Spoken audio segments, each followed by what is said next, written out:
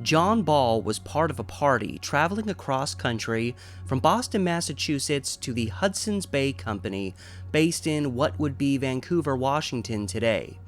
With the intent of taking on Hudson's Bay at their own game, a nightmare's travel across the country led this party to arriving there exhausted and hungry.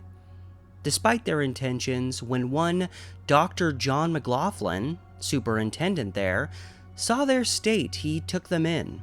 The men offered to work in whatever capacity they could, and John Ball just happened to be a teacher back in Boston. So Dr. McLaughlin put him to work as a teacher for the about 25 children that lived in the area, all half Native American children. Ball's teaching started on January 1st, 1833. This would be the first school established west of the Rocky Mountains and established just across the river from what would eventually become Portland. Only that city would not be founded for another 12 years. And despite only having a population of a couple hundred people in a rough and tumble town, not yet incorporated, come 1847, the history of schooling in Portland got its start.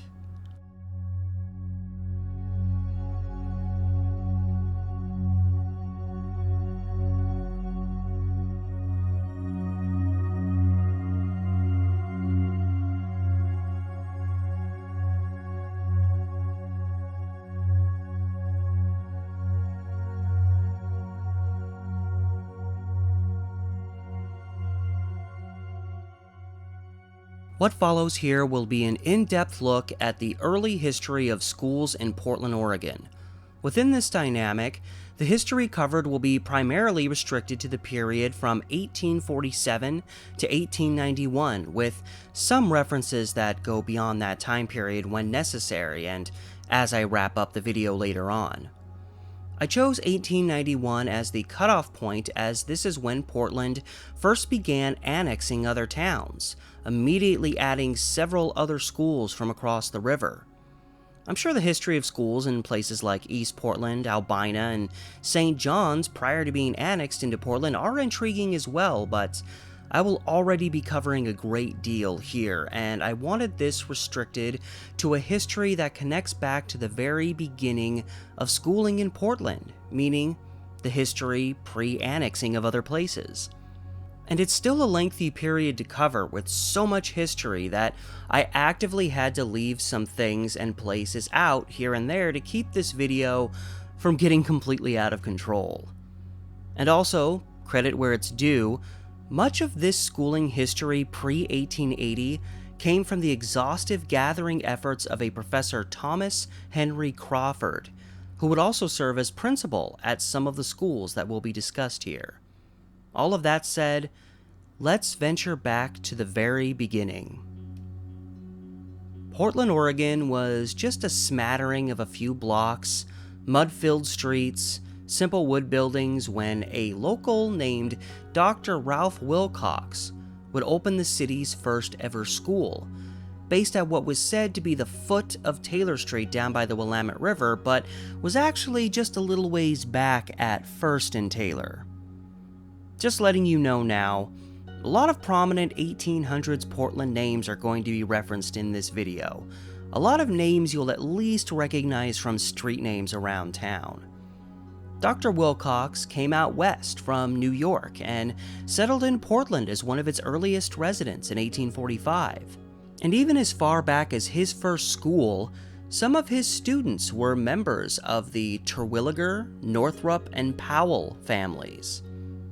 His was also a private school, charging families for admittance, something that would be the case for Portland's earliest schools up until 1851. And instead of being ongoing, year-by-year schools like they are today, these early schools would open and function only about 3 to 4 months, and then just close down. When one closed, another would often pop up shortly after. Despite this inconsistency, not necessarily knowing when the next educational experience would be available, these early years show that there was a great deal of investment in teaching the few kids of Portland of that time. And as would be a consistent theme in the first decades of this city, many of these early schools had a religious bend to them, often being founded by individuals tied to the church. And as far as subject matter, it was said these early schools focused on these subjects of printing, writing, phonetics, neutral science, drawing, and oral composition. After Dr. Wilcox's school on Taylor ended, after a term of a quarter, as it was described, a Julia Carter opened a new school in the spring of 1848. Hers was located at 2nd and Stark, with many of her pupils being carryovers from Dr. Wilcox's school. Her school also lasted for about a quarter as well, meaning it likely ended sometime in the summer. A few months down the line, near the end of 1848, the city's third school was founded by a man named Aaron J. Hyde.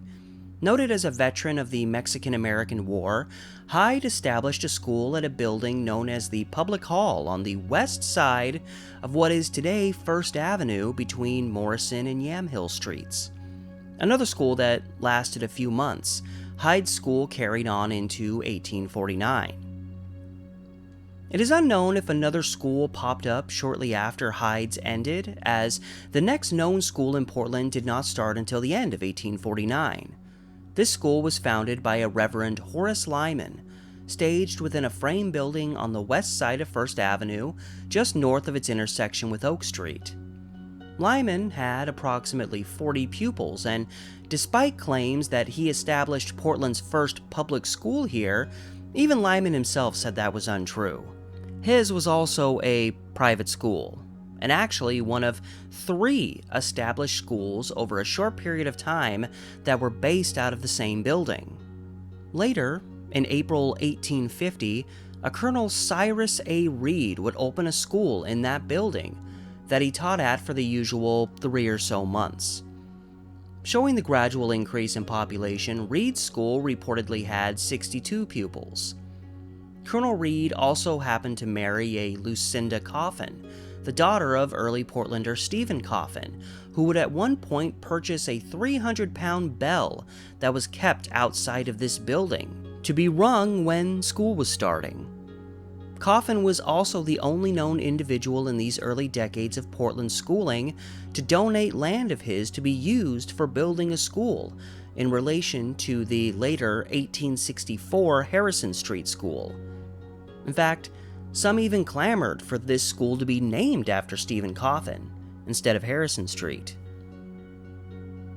The third school to open in this same building was started in December 1850 by a Reverend Nehemiah Doane. But unlike those schools prior to his, Doane's tenure as a teacher lasted 9 months. Reed and Doane schools were very religious in nature, with one of the courses they taught being called the Geography of the Heavens. Between these 3 schools that were taught in that same building near First and Oak, their pupils came from such prominent early Portland families as the Coffins, Chapmans, Terwilligers, Stevens, Lounsdales, and even the children of Nathaniel Crosby, again referencing another one of my videos, the man who had the first palatial home built in the history of Portland. His home at First and Washington was conveniently only about 2 blocks away from this schoolhouse, as it was called. During this same time period, a man named Delos Jefferson established a 3-month-long school teaching between when Colonel Reed and Reverend Doane's schools were in session, from August to November 1850, with Reverend Doane's school running until the end of the summer of 1851. Things afterward were about to change. Again, these were all private schools that kids had to pay to attend. The concept of having free school not just in Portland, but in the whole Oregon Territory became a major topic of discussion back in 1849. This is the same year that Joseph Lane, a war hero from the Mexican-American War and future senator and vice presidential candidate, became the first governor of Oregon, or rather the Oregon Territory. He was also fairly brutal towards the territory's native population and an avid supporter of the legalization of slavery. When he ran for vice president, the presidential nominee was a John Breckinridge, a slaveholder from Kentucky.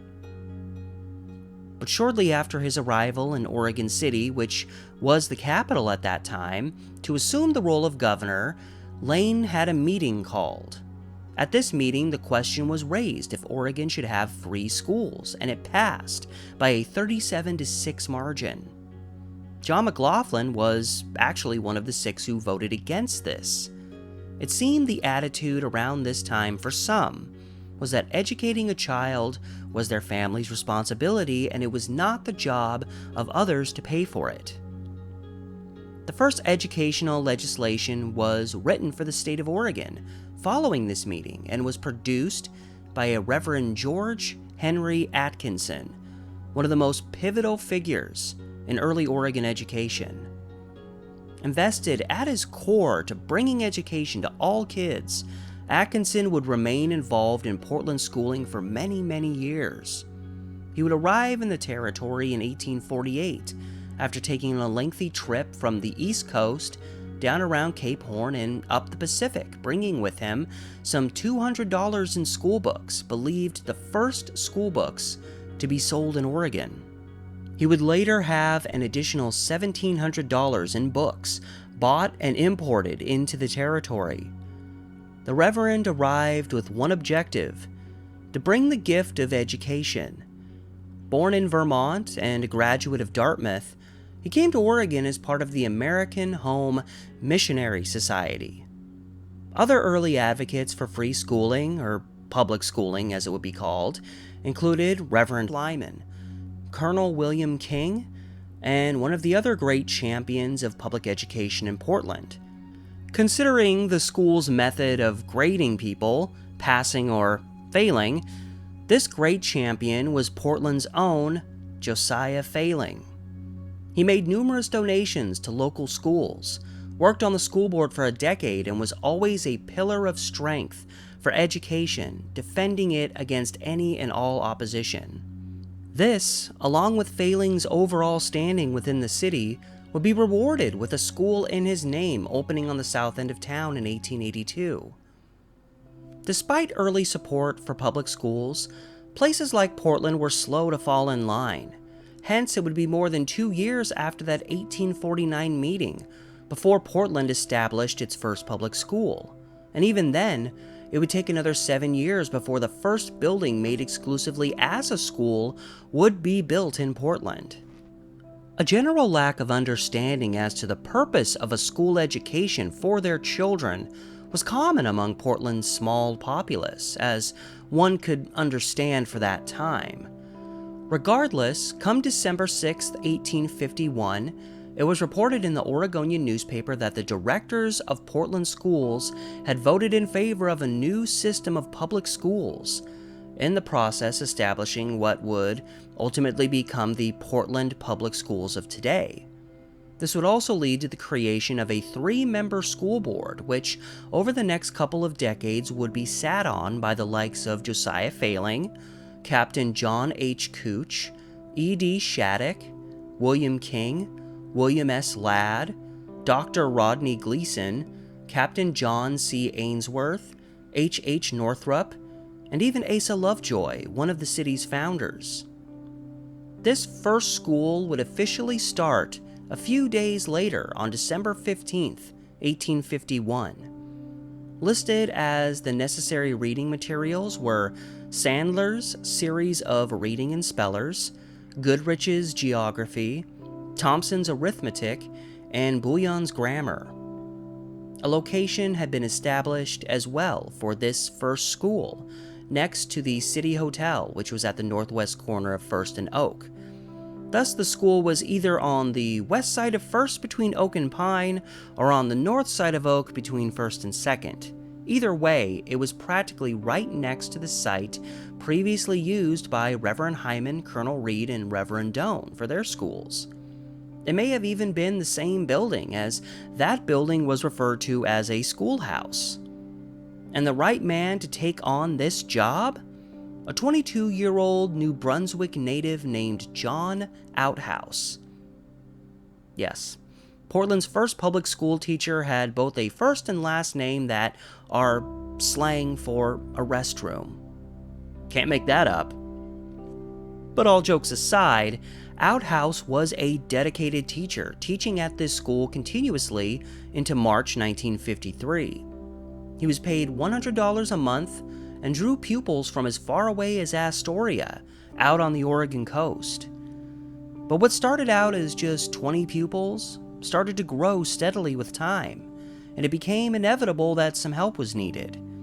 Enter Abigail M. Clark, who was brought in to teach what was called the primary school, meaning she had the younger kids, in December of 1852. While Outhouse continued to work out of his near First and Oak location, Clark's school was south of there, located on First Avenue between Taylor and Salmon Streets. While originally brought on primarily to alleviate potential crowding, Clark found her school rapidly overcrowding as well. At one point, she had 126 pupils to look over, even though nearly a quarter of these kids were often absent. It's probably no shocker, for the time and place, that most of these schools in these early years of Portland had very high numbers with regards to truancy and absences. John Outhouse had high truancy problems as well, and would reportedly find lots of his skipping kids off playing cards somewhere. While little is known, or was expressed, about Abigail Clark's background, I couldn't even find a picture of her. She's the first of Portland's early teachers where her conduct as a teacher was discussed in at least some detail. Despite all her students, she was a well-respected teacher who, by all accounts, ran a successful school. But she was also strict at the same time. One particular story got around with relation to a kid who constantly made trouble by running up to and banging on the school's windows. Fed up, Clark had one of her students wait for the kid to come around again, and when he did, the student grabbed him and dragged him inside the school. Once there, Clark reportedly thrashed the boy most vigorously. When the boy's father heard of this and arrived at the school furious, he was told if he didn't go that Mrs. Clark would thrash him too. This was the glory days of corporal punishment, and was hardly the only story I stumbled upon in relation to issues such as this one. Clark stayed on until the summer of 1853, when she left to relocate to Oregon City. Thus, by this point, both of Portland's public school teachers were gone. It appears for one of two times in the 1850s, public schools ceased to be. It's unknown exactly why it happened here in 1853, but it was noted in those early years that it was a great challenge for this still very small town to find competent teachers. It would not be until December 1854 before a serious effort was made to revive the public school situation. It was at this time that an official board of directors for the school district was set, again consisting of 3 members. The first 3 would include Thomas Fraser, another driving force for education in the city, Shubrick Norris, a local merchant and one-time member of city council, and the behemoth of 1800s Portland, William S. Ladd. During this time, with the revival of public schooling, the city was broken into 2 districts, with Morrison Street being the dividing line between the two. District 1 was located north of there, and District 2 to the south. Each of these districts would have their own schoolhouse as well. But with there being only 2 schools, it's a wonder why they felt they needed 2 distinct districts. And by 1856, the 2 districts would be consolidated back into one, like it had been before. Just 1 district for 1 small city. With school opening back up, for District 1, the same building John Outhouse used was maintained as the school. In District 2, to the south, a school was set up at the southeast corner of 2nd and Jefferson. One key hurdle to get over during this school district alteration was supplying the District 1 school specifically with a new, competent teacher. The school district put out an ad in the paper that a few responded to, one of which was a 24-year-old lawyer and recent transplant to Portland named Sylvester Penoyer. Despite his lack of experience, there was something about him that won the board over, and he would serve as a teacher at the District 1 school for 6 months. This young lawyer would later serve 2 terms as Oregon's governor, before becoming Portland's mayor from 1896 to 1898. But once he left the District 1 school around the start of 1856, for that second time of the decade, the public school system seemed to shut down. Part of the reason for this was due to the fact that the district finally wanted to invest in a building exclusively made for schooling. All previous locations had been inside houses, frame buildings, hall spaces, and so on. The decision was reached to cease public schooling for a time and to redirect the money that would be used there to fund this new school building. This plan would culminate in the original Central School, built on the block that Pioneer Courthouse Square takes up today. Prior to the construction of the Central School, a new board of directors was set, consisting of a Dr. William Weatherford, Josiah Failing, and another prominent early Portlander, Captain John H. Couch. Early on in their efforts, a tax was passed in May of 1856 to get the work going on this new school. $1,000 was spent buying the land, and while it was initially projected the school would cost $4,500 to build, it ended up costing $6,000. But by all accounts, it was worth it. Portland finally had a bona fide school building. Opening on May 17, 1858, the Central School would function as Portland's only school going into the 1860s. Something else worth noting about the rough and tumble days of ancient Portland schools was the fact that, unlike today, schools had a tendency to open up at random times, hence Central School's official opening, after there being no public school for over 2 years, happened to be at a time where today the school year would be likely wrapping up. And certainly back when these private schools were only operating for 3 months at a time, they would start at any random time. It didn't matter back then. I saw a few instances as well of schools not opening up until sometime in December of a given year. Not long after Central School's grand opening, it saw the opening of Portland's first Catholic school, that being the St. Mary's Academy, which still exists next to Portland State today. This all-girls academy was originally established by 12 nuns in a 2-story dwelling on land that was purchased from early Portlander Daniel Lounsdale. Its first class consisted of only 6 girls, while today it boasts a student body of over 600. So we've got in the light, the current day St. Mary's Academy.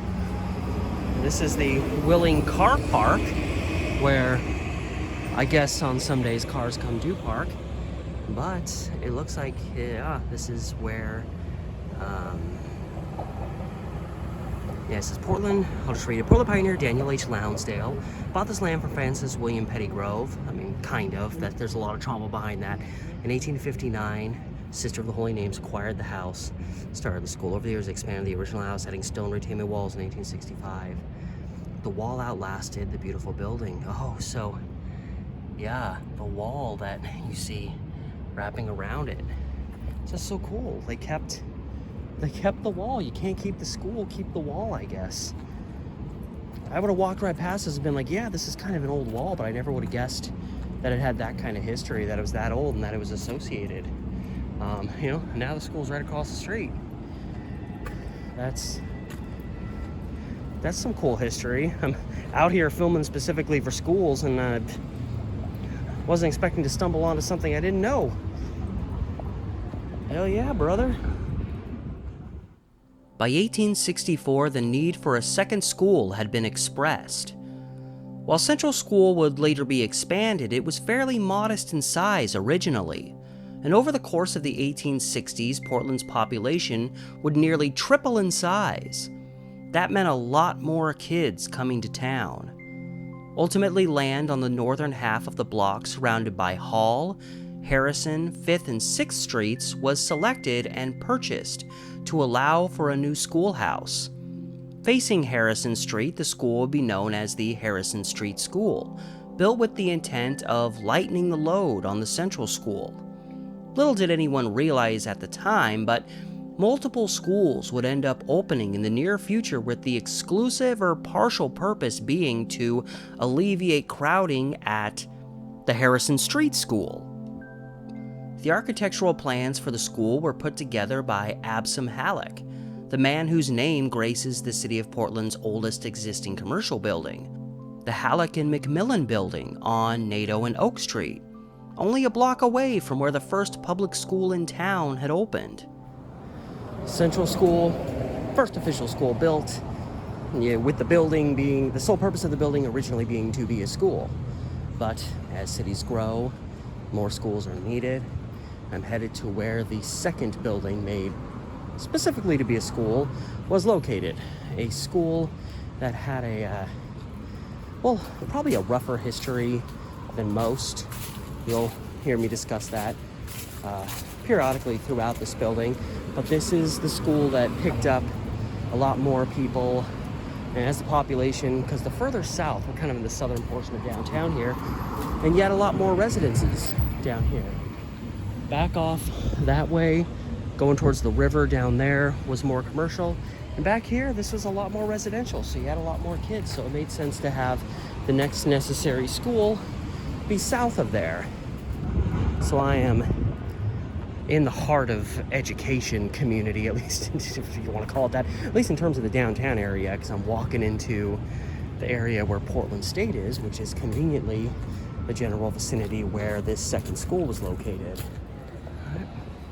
We are at 5th and Harrison Street, and the Harrison Street School was located between 5th and 6th, the next street down, and it occupied half of this block, the northern half of the block. So right here, from here down to the end of the block, this is where the Harrison School was located. A school that had to be built more than once. I'll get to that.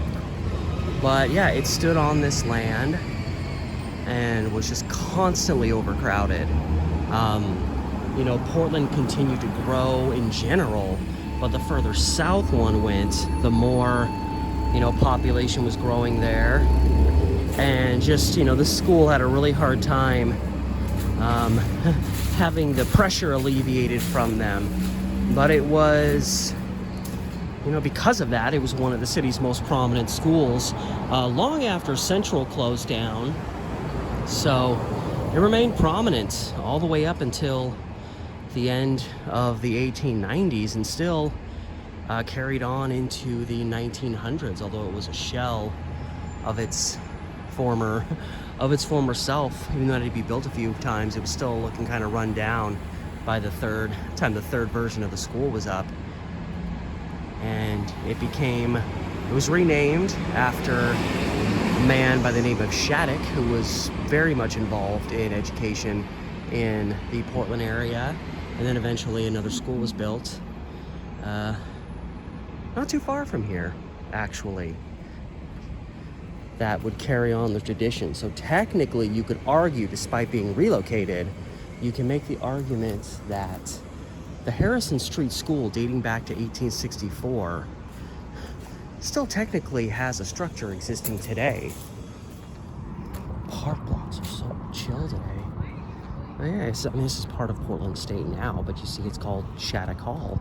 This used to be Shattuck Elementary, so this is actually was the replacement elementary school for the Harrison Street School. So if you look at this the way you look at how professional sports teams stay the same organization but change towns, I mean, this is the Harrison Street School, which is just so wild to see it. There's still some reminder and remainder piece from something that was built like 160 years ago.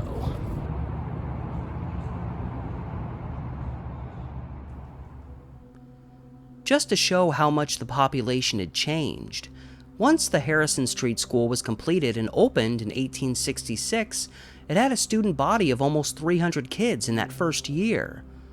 With Harrison Street providing some relief to the south of Central School, it inevitably became necessary for a little extra relief north of there.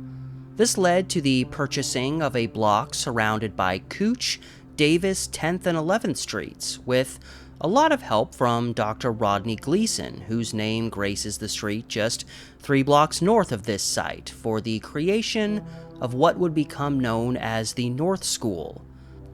Construction on this 7-room school began in 1867, and the school would officially open in February 1868.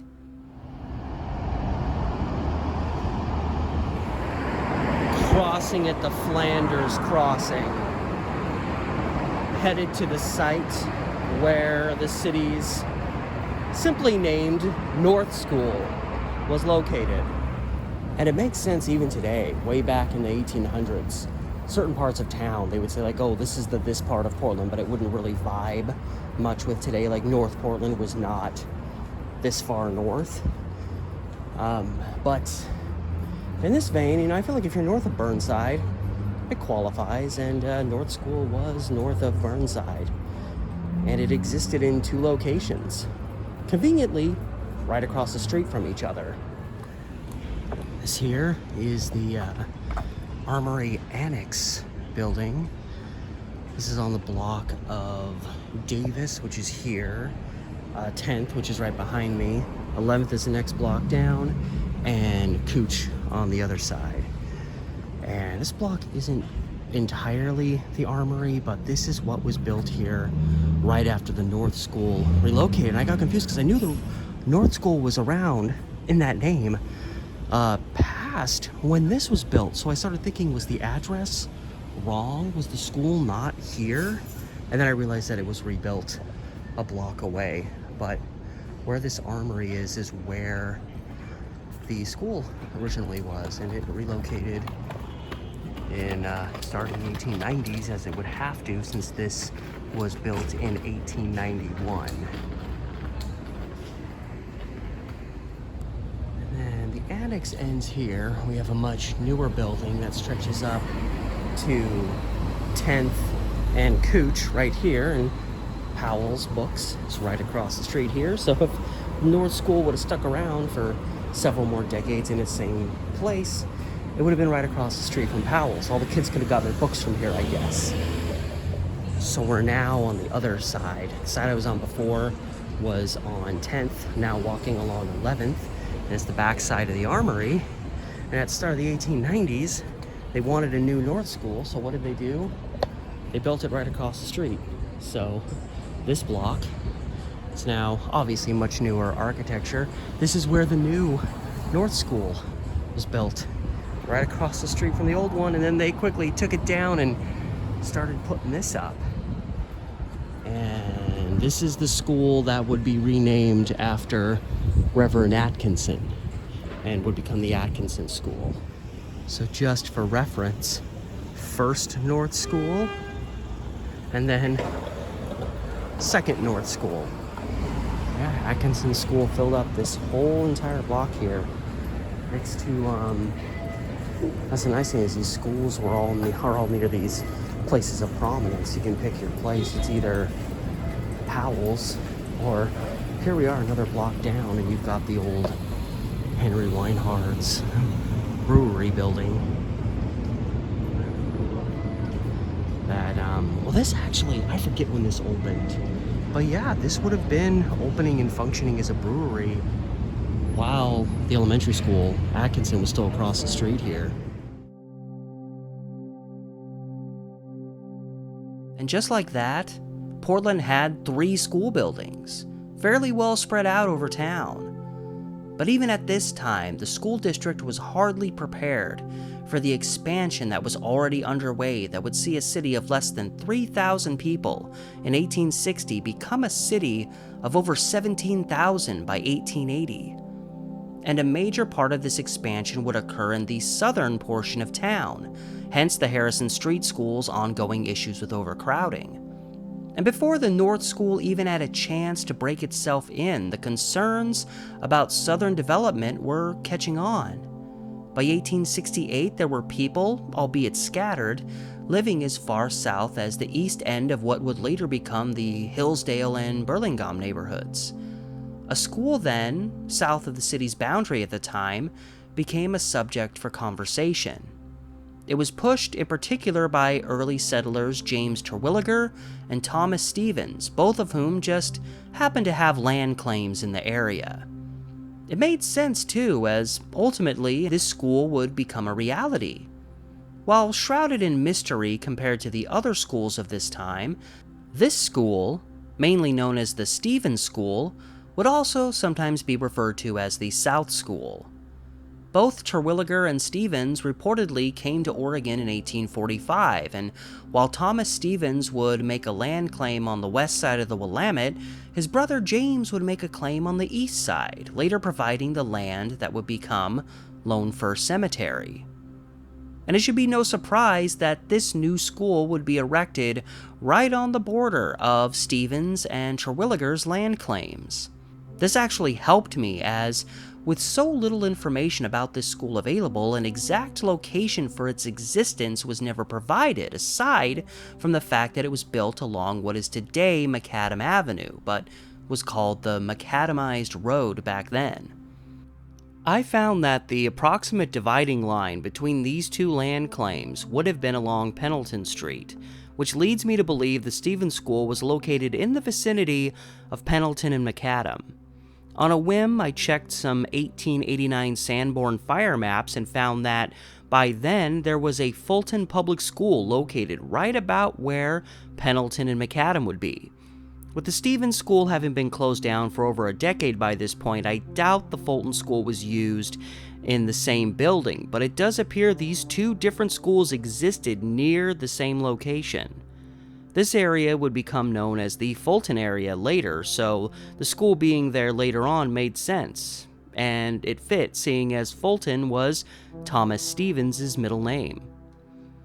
Stevens School was also a small structure, as it was arguably a rural school at that time, taking in kids from a sparsely populated area. This can be seen in 1870 documentation about the city's schools at that time, and while the other grammar schools in the area averaged around 200 pupils, the Stevens School only averaged 17.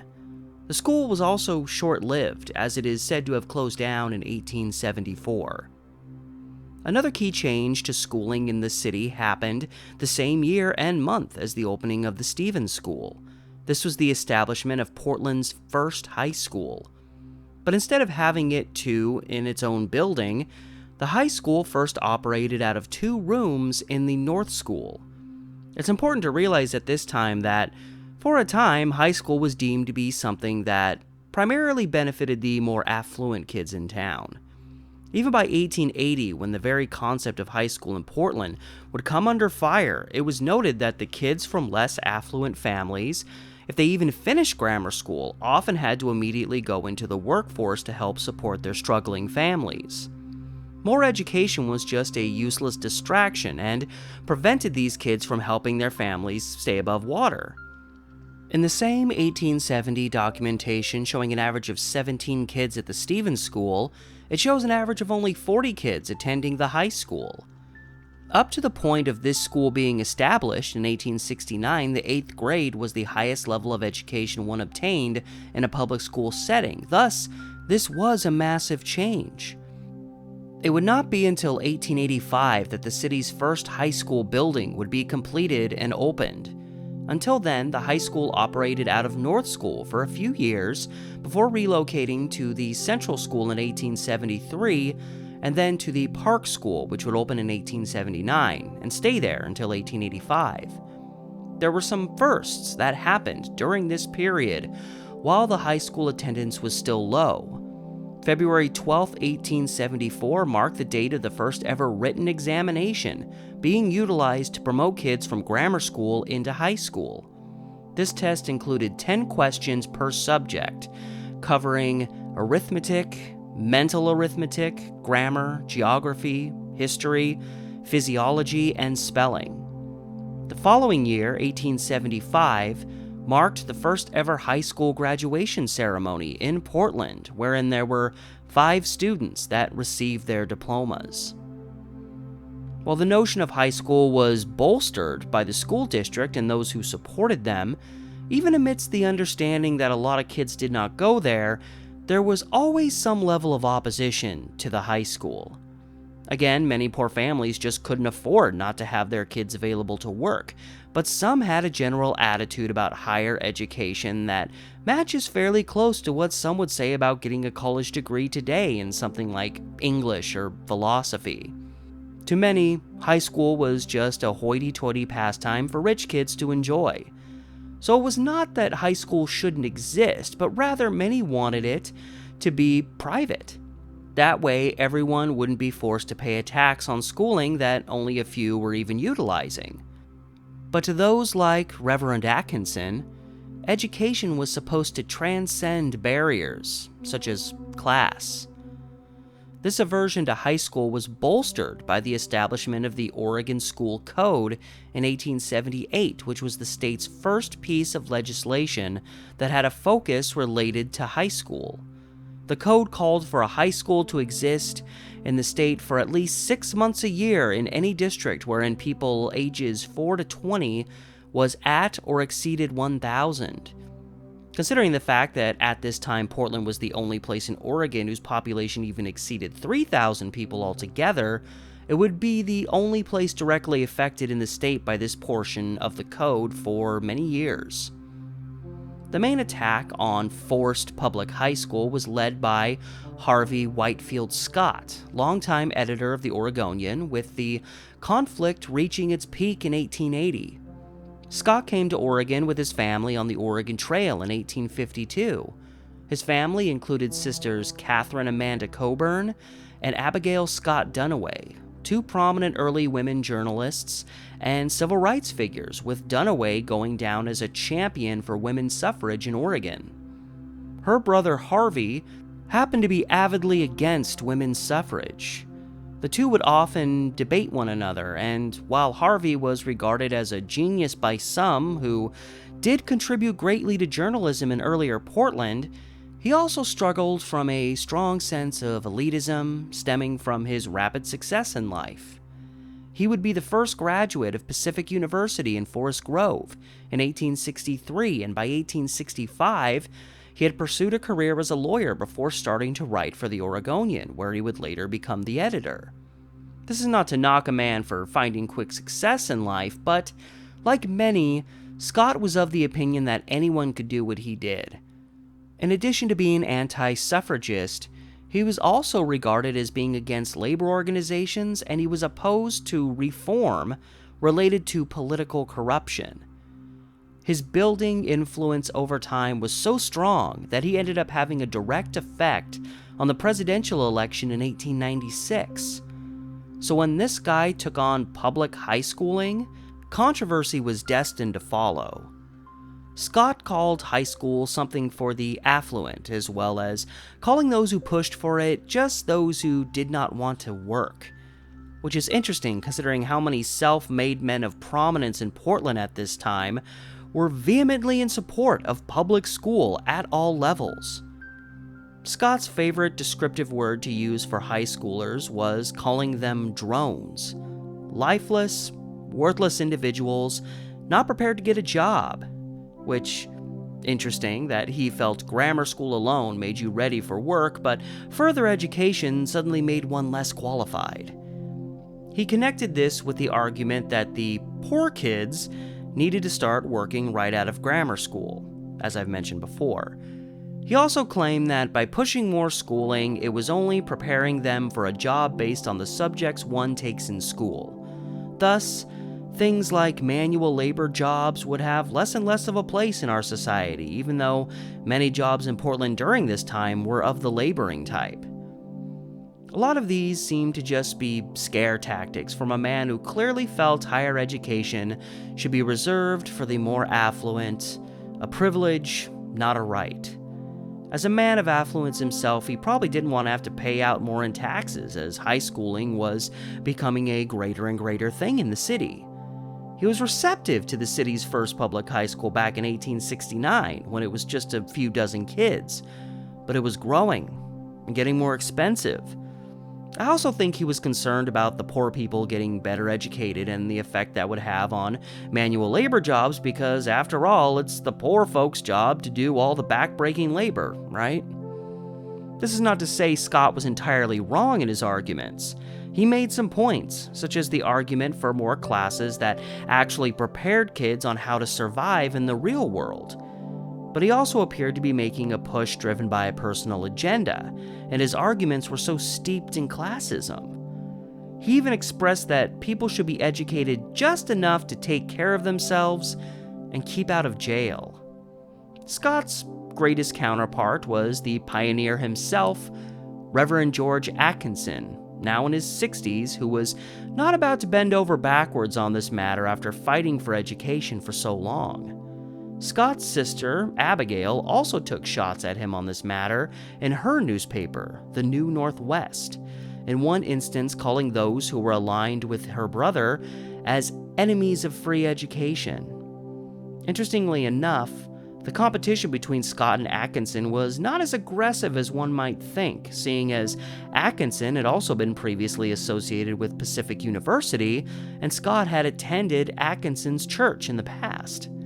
They'd known each other for quite some time by 1880. Scott even let Atkinson periodically write pieces for the Oregonian, even though his were, understandably, very heavy on the need for schooling. He would even prove a partner in early efforts to pay teachers a better wage. At this time, even school superintendents often had to take on other jobs because the superintendent position did not pay them enough. Ultimately, a committee was formed to address the concerns Scott had brought forward. In this regard, they addressed three focal arguments. One, that high school was not a proper part of the system of public education. Two, certain subjects being taught, such as foreign language, higher math, and natural science, should not be taught in public schools. And three, those who wanted their kids to get a high school education should have to pay for it. While this argument technically would make going to high school slightly more difficult for well-to-do people like Scott himself, the argument would also have made it impossible for some to ever go to high school. Some kids, no matter how hard they worked or how much they wanted to continue their education, if their families didn't have enough money, they'd be denied that chance without public schooling. The committee would come back and exonerate the school district from these claims, and Harvey Scott's efforts against free high school were unsuccessful. This is not to say there weren't those who supported his side and continued to do so well after this decision. It's easy to say, yes, some of these families living in poverty struggled more in being taxed further for public schools, and sure, some of these kids didn't benefit much from their educations. But what we're still witnessing here was the gradual progression of education within a city. It was never perfect, but by this time, in just over 30 years, the kids of Portland had transitioned from having occasional schooling opportunities, with few subjects and little belief that education would really take them anywhere, to 1880, multiple schools, more qualified teachers, and increased opportunities for kids to have a more well-rounded education. We were experiencing a still very young city figuring out its educational identity. And with the city holding firm on the objective to have public high school, only a few years after this, in 1883, construction work began on the city's first high school building, a structure that would become known as the pride of the city. By this time, several more schools had come into existence, some still around and others already gone. One of the most obscure, even more so than the short-lived Stevens School, was only briefly mentioned in historical writings. As far as I've been able to gather, it was only referred to as Block 26, a reference to the block number where the school was located, reportedly within Carruthers Addition on the south end of town. Looking at a map of Carruthers Addition from 1872, there was no Block 26 listed, but in an 1866 Portland map, there is a Block 26 listed that was just outside Carruthers Addition, this being the most likely location of this school. This particular block wrapped around Southwest 5th and 6th Avenues and Carruthers and Sheridan Streets. This block was purchased in 1871 and a small one-room building was constructed there. The motivation? Once again, providing some relief for the overcrowding at the Harrison Street School. With there being so little information about this particular school, not even a known name for it, it's likely it wasn't around for very long, even though the building erected was still there as late as 1882. Now to find possibly the most elusive, at least information-wise, school of them all. Block 26. And to get there, we gotta leave downtown and PSU area behind us, cross I-405. Sherman, just off 6th. One of the little house on this side, I guess they've been repainted. A little house on that side of the street right over there. It's where Mel Blanc grew up. Just I'm passing by, why not mention it? And I mean, he was known as the vocal actor for so many famous characters. Bugs Bunny, probably the most known. So he had an effect on children. So effect on children, cartoons, kids watch cartoons, kids, school. There you go, there's the connection. And that being said, I'm on 6th now. 5th is the next block down.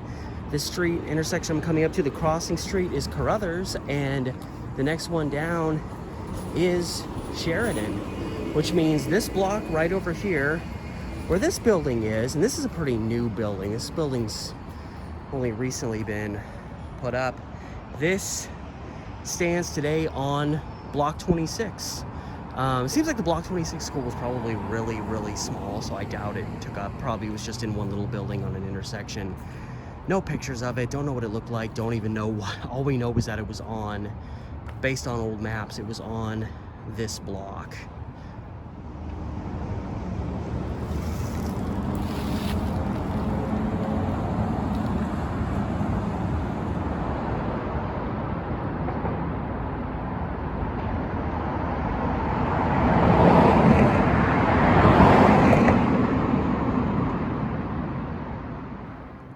Another school with not much known about it, and another fairly small building based on its appearance in Sanborn fire maps, was the Watson School, established in 1874 on the southwest corner of what was then 17th and U Streets, today 17th and Upshur. This school was created to take in the most north end of kids, which suggests it may have been open to alleviate overcrowding at the North School. The Watson School would stay open until 1883, when it was merged into a new school erected at Northwest 17th and Kearney. This school would be the Couch School, named after Captain John H. Couch, another prominent figure and one-time board member with the school district. The need for the Couch School was determined in 1882 when the school district acknowledged a need for another school on the north end of town and another school on the south end of town. With a steady growing population that was set to nearly triple during the 1880s, the writing was on the wall that not only 2 new schools were needed, but 2 large schools were needed. On the north end, the Couch School was built on the block surrounded by 16th and 17th Avenues and Kearney and Lovejoy Streets. And the school to be erected on the south end of town would be the Failing School, named after Josiah Failing. His school would be located on the block surrounded by what is now the Nadeau Parkway and First Avenue and Hooker and Porter Streets. While both of these schools were built at the same time and bore remarkably similar appearances, they would both also be replaced at the same time with a new Couch and Failing School beginning construction in the early 1910s. So we had 2 schools built relatively close to the same time, and even the replacement schools for them later on were built fairly close to the same time. But essentially, population was expanding in various directions, so they thought going into the 1880s, simple solution, build another school in the north end, build another school in the south end, and those schools became the Cooch School on the north end and the Josiah Failing School on the south end. And I'm headed towards where the first Failing School was located. So we're in, this is South Portland neighborhood, and district-wise, because a couple years ago, South Portland became the 6th district added to the town, or city, and that is where, if the Failing School still functioned, and the original building was still around, it would be kind of the primary elementary school of the South Portland area, or at least one of them. It's so pretty through here. All the houses are just glorious, and it's nice and quiet. Things I'm not really all that used to. So the first Failing School, which again was built right around the same time as the Cooch School was, and you can tell because you look at pictures of the two schools, like, it's hard to differentiate between the two of them. They look like the exact same building. I almost wonder if in some of these old pictures, the people that marked them put the wrong school. But anyway, this is First Avenue right here, and then this going up is Hooker. So right here, where this very beat to hell building, well, not super beat to hell, it's a little worn down, this block is where the original Failing School was located. And obviously you got a lot more buildup. You got I-5 coming through here. That wasn't here once upon a time. So Front Avenue, Nato Parkway would be there, but it wouldn't be as freeway-ish. And then the next road down is Porter. So from Front to here, next block down and over, this block where this building is, this would have been Failing. Is this building even being used for anything? I love the vibes. It's very rough. There's something awaiting me around the corner. Nay. But yeah, so right there, you've got a lot of buildup, but that's Nato Parkway would be Front Avenue. So yeah, essentially where this building is, so that's the land. But this is what's kind of cool, because a lot of these schools were rebuilt, kept the same name. The North School had the replacement school built right across the street from it, which makes sense in our situation. If you look through these trees and figure, okay, right there, that's where, pardon the sun, the original Failing School was located. Well, if you turn, look past Nato Parkway, this is where the replacement Josiah Failing School was built, which still stands. It's, the National University of Natural Medicine, I believe is what it's called. But yeah, they needed a new school, and, why not keep it easy? Build it literally right across former Front Avenue from where the previous school was located. And the thing is in relation to the replacement schools, meaning current second Josiah Failing School and the Cooch Elementary School replacement, both of them built early 1910s, those two schools, much like the original ones from the 1880s, that school and this school definitely bear similarities in appearance. So they were keeping it simple with this stuff. Walking under I-405. Dead ahead here, this is 16th and Lovejoy. And this is the vicinity where the original Cooch School was located. So this whole block here was taken up by the school. My guiding, I was like, I know it's where the radio cab is, but this whole block, which this is 16th right here, 17th is on the other side. Kearney is the next street down here, and then I was just at Lovejoy crossing under the bridge. So this whole block, it was taken up just by a school, and it could, in part be, it's a school. There's probably a big field, lots of space for kids to run out and play, and nothing here is the way it used to be because the freeway literally cut right through here, and a lot of things changed, and a lot of stuff in this area survived by the skin of its teeth, but the freeway came along quite some time after the Cooch School had been relocated. The current, the still standing Cooch School building is a little bit further down, a little off that way, I believe. Or it's more or less kind of this direction. You can see how far back this building goes. Like, Portland is renowned for its thin city blocks, but you can see the next street down, 17th, is way up there. So this is all where the school was located. And of course, when you've got a school that you're building in the 1880s, there was a lot more available space in town than we have nowadays. Now, extra space is one thing the city of Portland does not have. So yeah, where the radio cab cool building is located here now. It's the original Cooch School, complete with prison bars.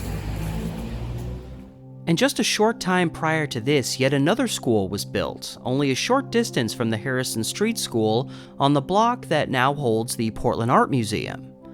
Standing along the, still in their early years, South Park blocks, this school would be named Park School, opening in 1879. It was a very appealing structure built in an area rapidly developing the reputation of being lined with some of the city's most beautiful homes. Come 1883, there would have been 6 schools in operation: Central, Harrison Street, North, Park, Cooch, and Failing. However, as quickly as Cooch and Failing were completed and opening up, the time had come to say goodbye to the one that had started it all. By the spring of 1883, the Central School had been closed down, with the land being prepared for a hotel to take its place. The hotel, which would take years to complete after the project was abandoned for years, would finally open in 1890 as the Portland Hotel. And of course, later, Pioneer Courthouse Square. By the time of its closure, the Central School had changed drastically. By April 1872, it was noted that a larger school was needed. The original building would be moved to the west end of the block, and construction began on a new 2-story building with a basement that would be connected to the old school. As would become common in schools afterward, the main purpose of the school's basement was to function as a play area for the kids when there was inclement weather outside. The same would be done at the Park School. As the new school was approaching completion in late 1872, it was noted the school would open with the second floor completed first and the first floor still incomplete. And while it's a standout in pictures of the school today, when the school was new, the tower at the front middle drew a good amount of criticism, and honestly, it is a little odd, but I mean, I'd still gladly go there, and towers like this were fairly common in these early schools.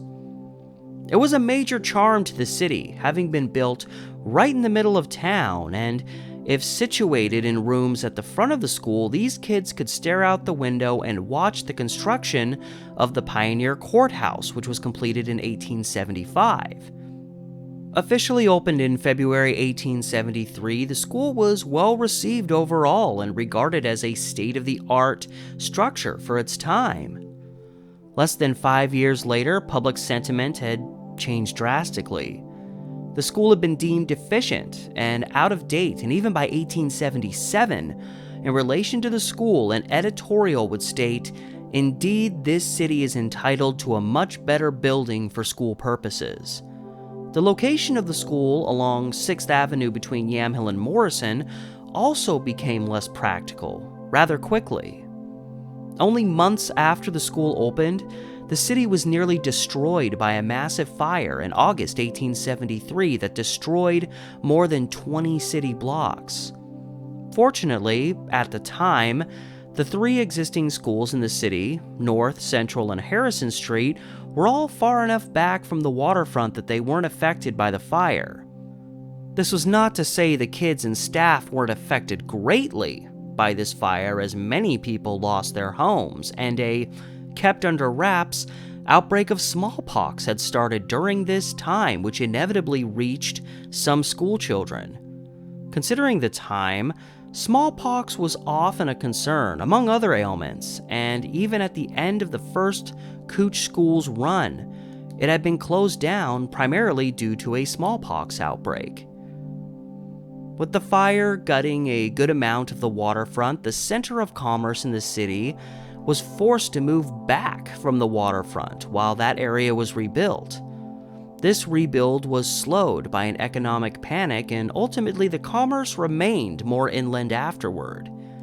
This transformed the area around Central School into a largely commercial area that the school no longer fit into anymore.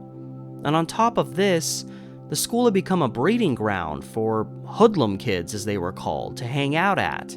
These kids frequently harassed the girls and teachers there, periodically leading to police involvement.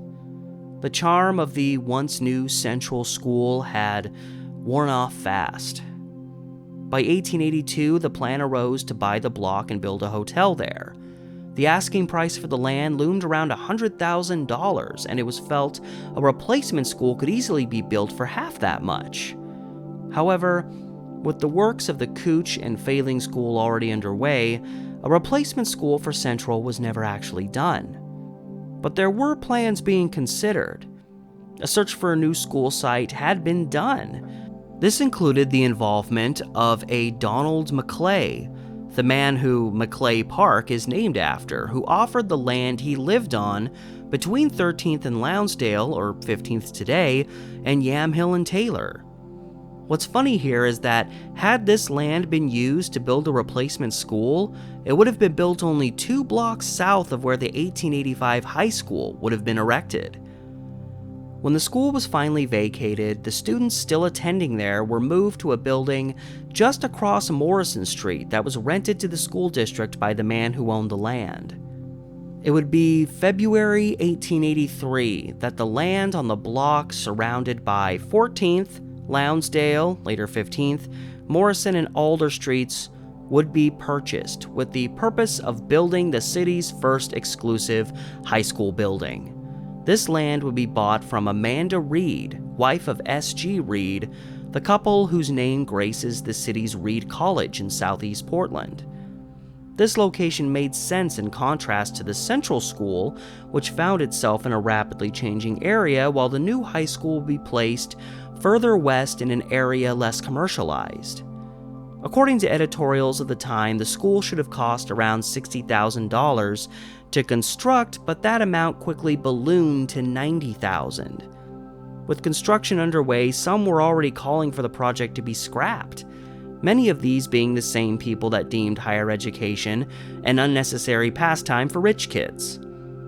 Construction would ultimately be halted, and a confrontation would ensue, but eventually things would calm down and the school would manage to finish its work for an amount that I have seen range between $130,000 and $153,000 depending on the source.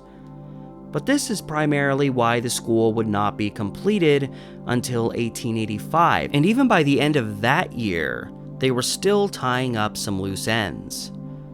Despite all of the opposition and the drama prior to its completion, when the high school was done, it would be described as the pride of the city.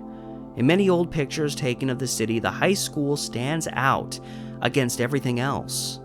The architect of the school, William Stokes, would be quoted amidst the drama that was going on to say, "No apology is needed for any effort, however feeble, to improve the architecture of a city. It is a truthful observation that buildings are books that everybody unconsciously reads. I definitely identify with that last part. The school was 3 stories tall with 16 classrooms, 6 on the first and second floors and 4 on the third floor. It also included a full basement, assembly hall capable of holding everyone in the building, a museum, and an atrium with a rotunda mostly there to help ventilate the building. During these times, ventilation had been a reoccurring problem in the city's schools.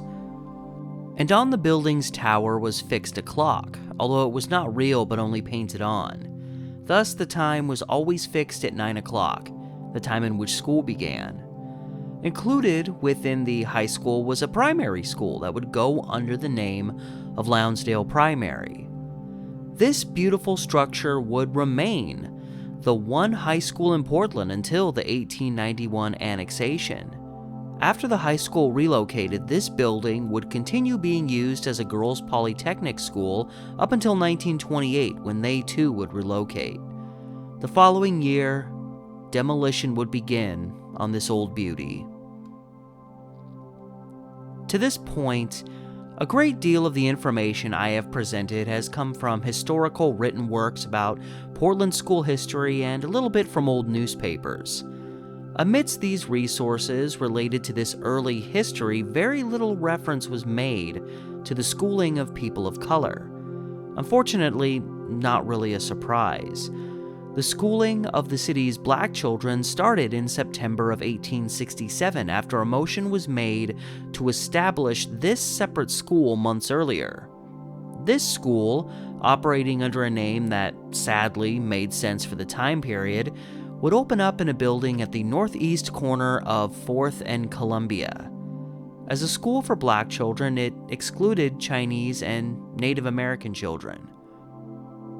Prior to this action, a black man named William Brown tried to get his kids enrolled in one of the city's schools and was denied. I found an article from a couple weeks after the announced new school referencing some black children trying to enroll at the central school and being denied. I cannot say this was William Brown's children too, but it might have been. These drew criticism in the press, calling this action mischievous, but William Brown ultimately threatened a lawsuit over the matter, with the city denying its black children the chance at an education. At the April meeting then, to reach middle-of-the-road appeasement, instead of considering integrating the city's schools, the board put aside $800 to be used to create a school for black children. The attitude then was that the school district is creating a school for you too, so quit complaining. Separate but equal. We got the tallest building in the state of Oregon right here. But what do we have just across the street from it? Here we approach, this is 4th and Columbia. 4th is the crossing street. Right across there, this is the northeast corner.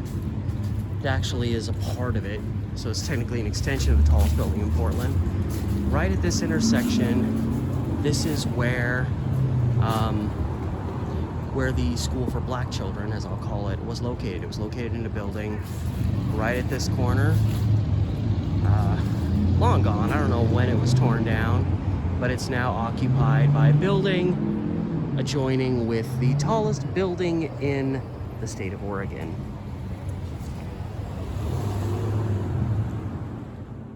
In 1869, it was reported that several white kids in the area were bullying the children at this school, sometimes waiting for them to get out and pelting them with various items. A piece written on the situation expressed that one side in this regard shouldn't be criminalized over the other. Something so outlandish that even back in 1869, this drew blowback from other local white people.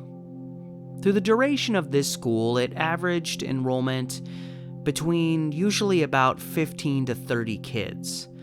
This school also only lasted 5 years when, during a school meeting in 1872, the decision was made to close this school, and the following year the schools were officially integrated. While an 1873 integration year is fairly impressive compared to other places across the country, it was hardly the end of the struggle that Portland's black population faced with regards to getting a solid education.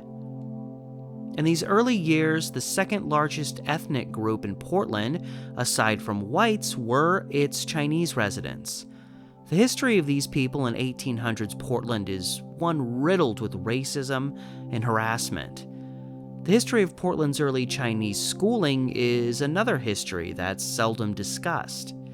Several Chinese schools existed in Portland, really taking off in the 1870s. The earliest reference I found to a Chinese school in town dated back to August 17, 1869, referencing a school opening up at the local men's YMCA. Most of the schools that followed were not founded out of pure motives, but with the objective of converting these Chinese citizens, most of whom weren't, into Christians. These schools were always established and led by local churches in the area. A school started in 1870 out of St. Stephen's Episcopal Chapel at 4th and Madison was followed in 1872 with a school opening at St. Helens Hall, also tied to the Episcopal Church. In 1873, another school was opened in a church on Taylor Street. 1874, another year, another church school. The Chinese Mission School, established in a hall on 3rd and Alder. It was not concealed at the time the true motives of these schools. The school that opened in 1874 noted they wanted to teach Chinese people to read and speak English with the sole objective of them being able to read the Bible. There was no teaching English for the sake of teaching. A November 1876 article expressed trying to bring these people to God as a way of dealing with the, quote, Chinese problem. And there was never an article through the 1870s, into the 1880s, and on into the 1890s that presented any narrative other than the elation all of Portland's Chinese people had every second they were at one of these schools. And look, if one is offering to educate about their religion and a given Chinese person makes the decision to take up that educational opportunity and even benefits from it, that's their decision. But in Portland's case, and they were hardly alone on this matter, the options were going to schools of indoctrination or pretty much no schooling at all. And while the press was glowing with regards to how these schools were run, whenever a Chinese person left one of these schools or was taken away by a relative, they were suddenly regarded as heathens. Even following the implementation of the Chinese Exclusion Act of 1882, reports from these schools were always happy and squeaky clean. Prior to the annexation of East Portland and Albina in 1891, one more new school would open, another that was to the southern part of town. With the main focus of serving children in the growing Portland Heights area, in 1886, the Ainsworth School, named after Captain John C. Ainsworth, another prominent early Portlander who was on the city school board for several years, was opened. This school was created through the conversion of a dwelling that once stood at the southwest corner of 15th and Elm. While looking nothing like it did before, in its own little secluded area, this intersection still exists today.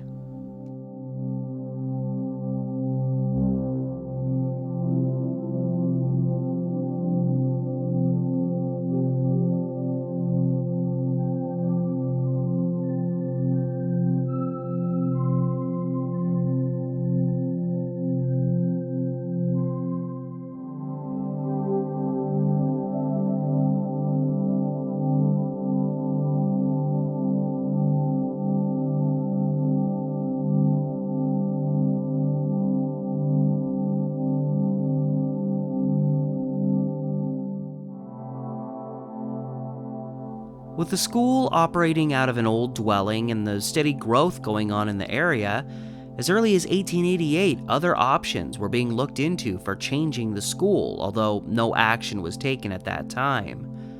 Likely because of this, the following year it was noted the school had become overcrowded, and yet still nothing was done on the matter until 1890 when a new 12-room school was constructed. Of all these earliest schools, established between 1858 and 1886, the Ainsworth is the only one that still exists today, albeit in a different location, that still functions as a public school in its original neighborhood. The current Ainsworth School, built in 1912, stands only a few blocks west of the original school site. The later versions of the Couch and Failing schools still stand, but they both ceased to be public schools quite some time ago, with the Couch School operating as the Metropolitan Learning Center and the Failing School operating as the National University of Natural Medicine. And the Harrison Street School would later become Shattuck School and relocate to a new building in 1915, but that building is today part of the Portland State University campus, as is the old Lincoln High School building. The only other considerable change that would occur amidst Portland's schools prior to 1891 was the construction of a new North School, which would adopt the name of Atkinson School, after the Reverend Atkinson.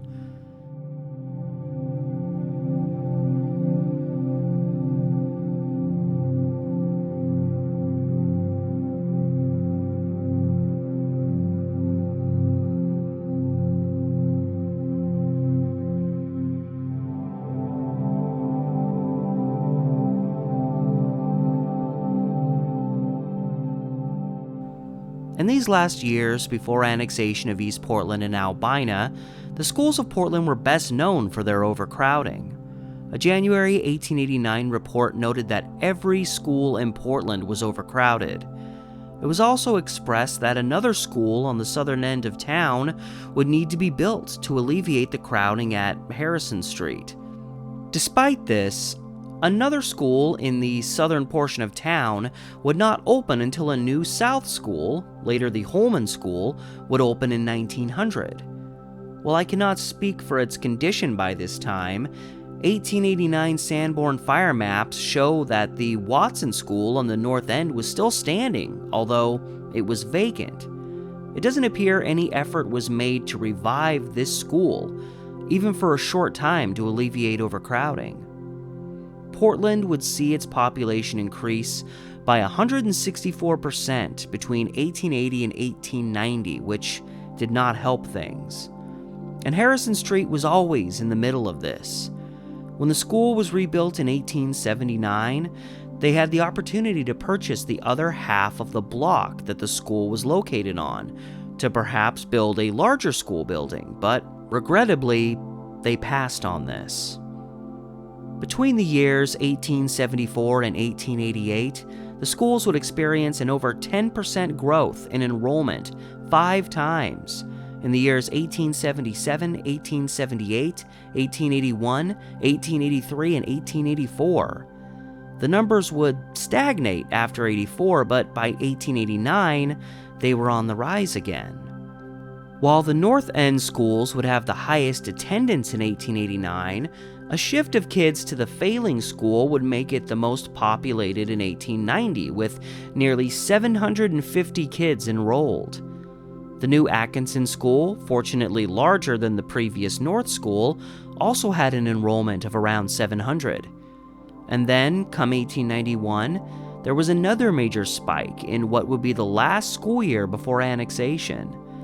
Failing would reach over 800 registered, and Couch School would have a single-year increase of 160 kids. With these fluctuating numbers that were obviously partially affected by new kids coming into town, it paints a clear picture not just of how often kids were moved back and forth between schools, but how often teachers sometimes had to move back and forth as well. The average attendance in the year 1891 was a 260 child increase over the previous year, in a city already overwhelmed. And then, the 1891-1892 year, where everything changed. The annexation of the East Side land would lead to the addition of 14 more schools, plus the Fulton School south of town, and forever changed the landscape of Portland schools. And while the East Side was experiencing rapid growth as a residential option over living in the city, we can still see by the numbers how much more dense the original Portland area was over the East Side. The lowest attendance at a West Side school, aside from Ainsworth and Fullerton, which were always small, in 1892 was the Park School at an average daily attendance of 469 students. The highest attendance at a school on the East Side was the Stevens School, no confusion with the one that previously existed on the West Side, with an average of 441 students. Over the remainder of the 1890s, the Harrison Street and Park schools would be the ones most populated, showing it still took a while for the East Side to truly overtake the West. May 28, 1879. The first Harrison Street School would be destroyed by a fire. It would be discovered after 1 a.m. with the theory pushed that the cause of the fire was due to a defective flue. Most of the building was destroyed, but the foundation remained. Despite this, construction on a new building would include a basement, and an entirely new building was built. Even upon completion of the new school, in February 1880, it was noted it had not been built to handle the future increase of children. By the following year, they were needing to rent out building space nearby just to be able to continue teaching some classes.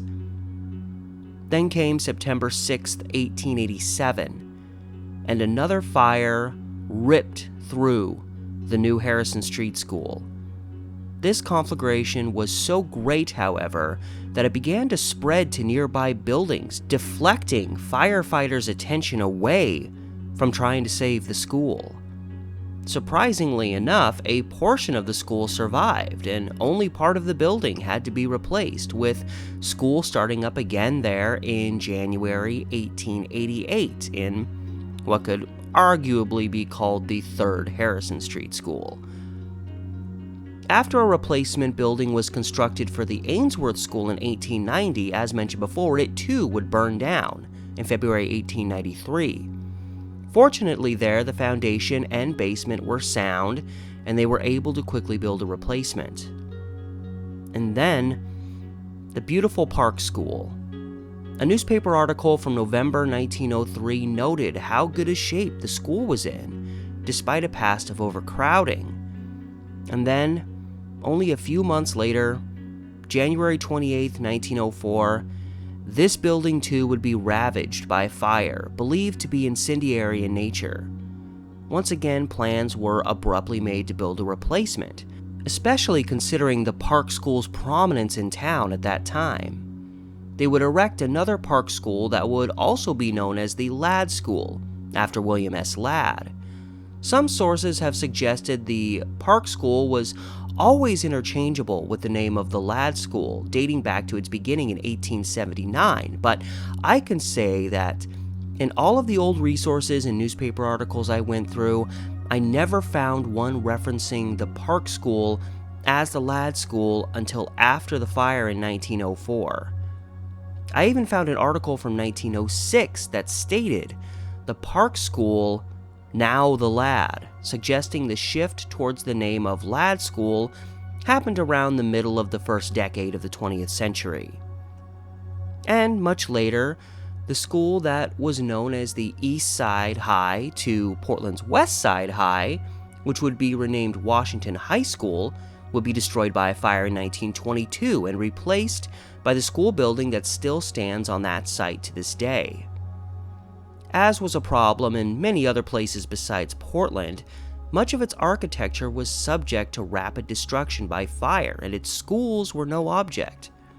I save this for now, as it allows me to conclude matters by connecting this early history with architecture that we still see in the city today. An increased push to construct buildings more resistant to fires led to a serious change in the architectural appearance of the school buildings that started popping up in Portland around 1910. In February 1909, the school board decided to establish new names for the two existing high schools in the city, and the one that was under construction at that time. In this case, West Side High became Lincoln High School, while East Side High became Washington. And the new high school, described in papers as the Albina High School, would be called Jefferson High School. And just a couple years later, a new Lincoln High School would be built along the city's park blocks, opening in 1912 along Park Avenue and Market Street.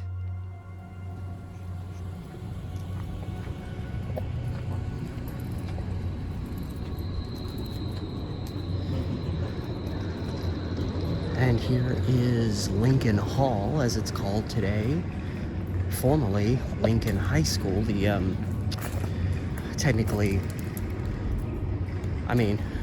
It's been rebuilt a few times, but the first building built explicitly under the name of Lincoln, because the name was changed from Portland West Side High to Lincoln High School shortly before this building was built and opened.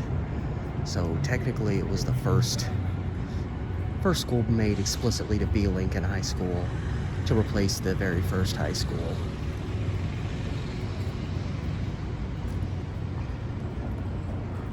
And you really see that architectural shift from all those 1800s era schools. This looks a lot more, maybe not quite as large, obviously, but this looks a lot more like the high schools that would come after, not quite as bombastic, but similar, to your Roosevelt, your Franklin, your Jefferson, Cleveland, so on.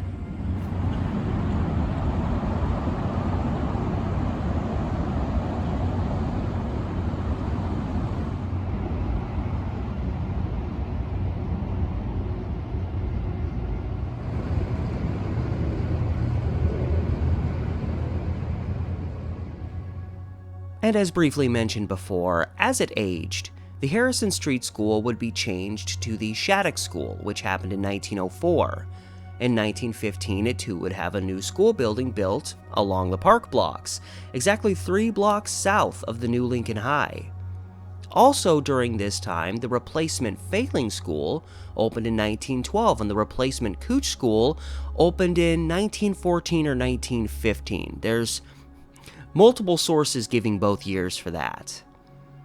And finally, the Atkinson School, formerly North School, even by the early 1900s was deemed to be run down and was closed down by World War I, as the building was then converted into housing for soldiers coming home from the war.